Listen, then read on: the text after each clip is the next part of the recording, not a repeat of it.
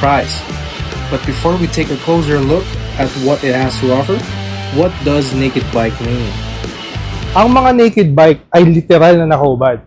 Dahil wala itong full body works like fairings na you will typically find sa mga cruisers and sports bikes.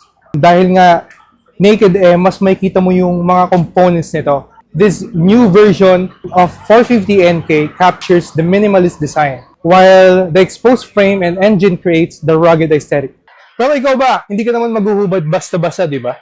Papunta tayo ngayon para i-test ang isang naked bike ng CF Moto. Ano yun, pre?